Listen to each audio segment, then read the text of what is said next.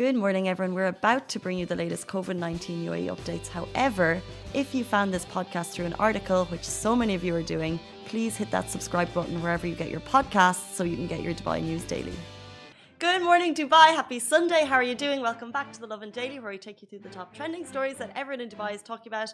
Are you refreshed after your weekend, or do you wish you were still in bed? Let me know where you're watching from. How are you doing on this new start of the week? I hope you're excited. We're going to be talking about the latest COVID-19 updates in the UAE.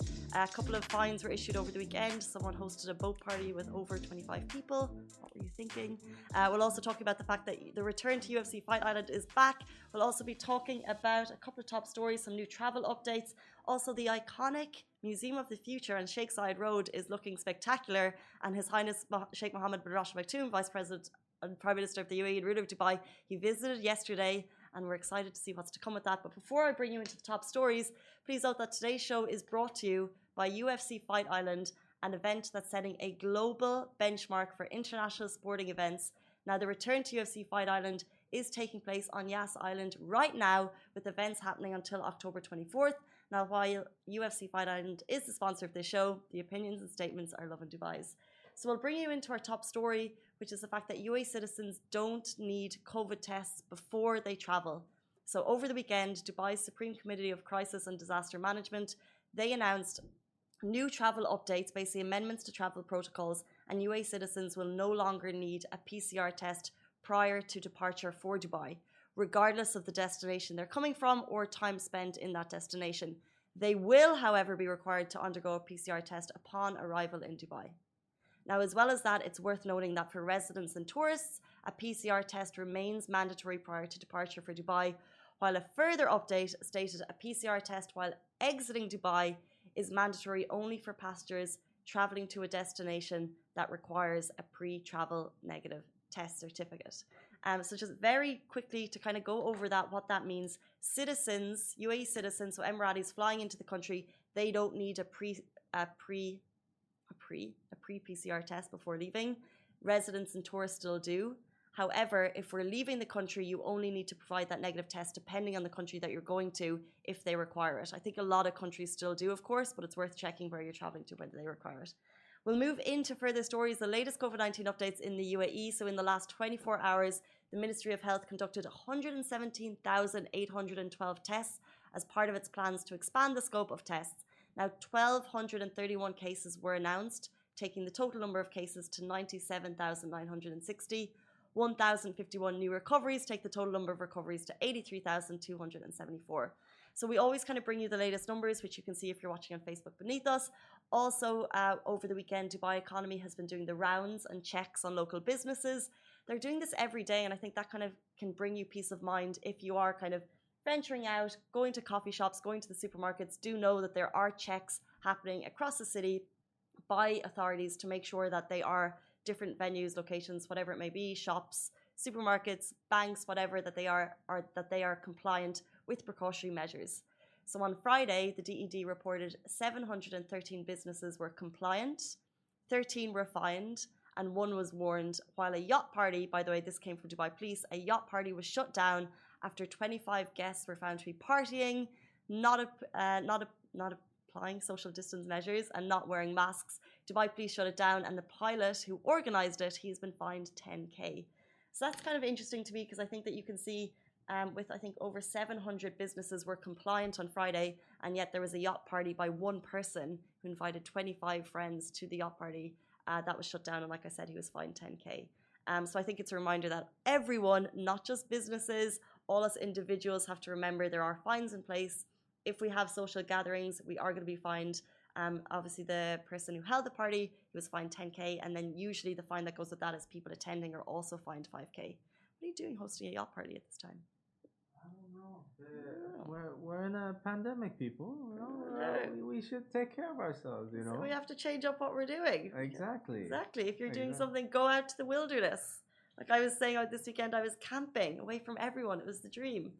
Just get a car. Like, there are so many other activities that you can do in a smaller group that you can also have fun in.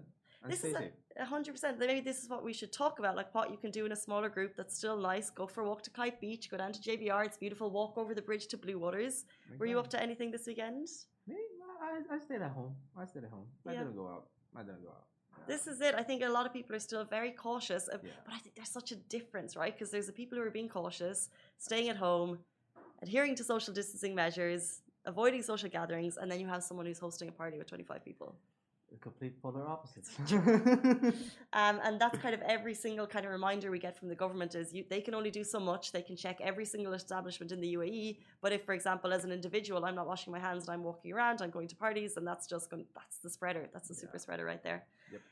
Anyway, we'll move into our next story. Actually, before we move into our next story, if you're doing something, if you're avoiding social gatherings, let us know what you are doing. The weather is cooling down, so I'd love to know what's keeping you occupied this weekend and every weekend, because obviously we're living in our new normal. I hate that phrase, but it's a little bit different. Our lives have changed. We're not doing what we usually would do with bigger gatherings, so let me know what you're up to.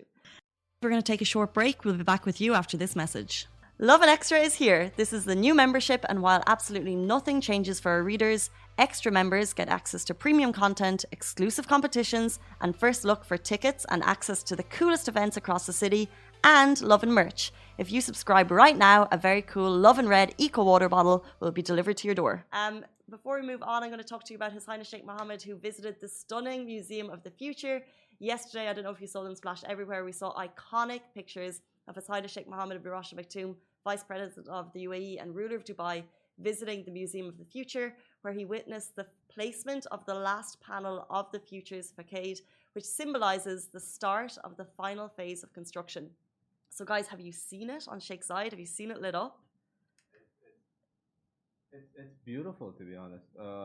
Like it's amazing. Like I'm astounded at every new thing that pops up in Dubai, architecture-wise, is just mind-boggling. This is it, and they're saying it's another iconic architecture that's happening in downtown, which it is. Like, it's stunning. And also, I saw photos of it lit up, and I just think buildings are so much more beautiful by night. And it reminded me that Dubai Eye, have you seen it lit up? I haven't seen that many photos of it, but at night I passed it, and some of the pods, which look a lot bigger now that you can see more of them, when they're lit up, it's absolutely beautiful. I'm so excited for what's to come in terms of visiting these, hopefully in the near future. Hopefully we get to ride in that soon.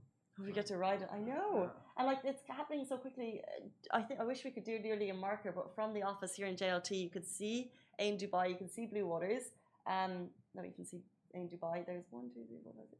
Maybe 10, 12 from the top, but we can only see like the top part. So there's probably maybe they're getting there. Another couple. I think it's 24, 27 in total. So they're getting there quite quickly after nothing for so long, and now you can.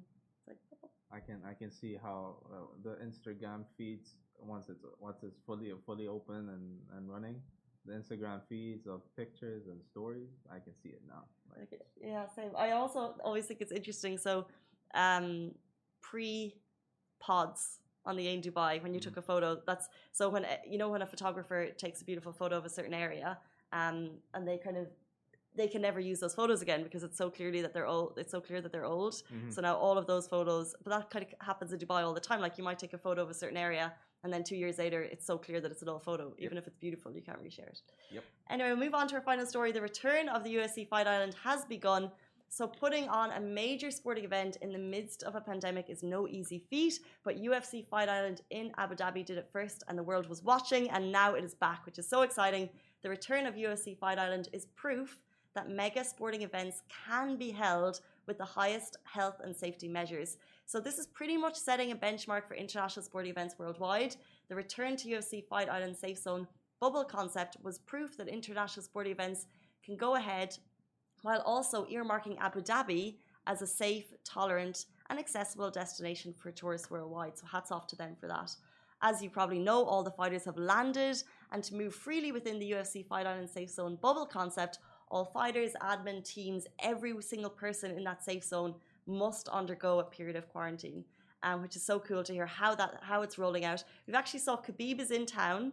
His fight's not happening until October 24th. It's very exciting. Spotted in Dubai, praying over the weekend.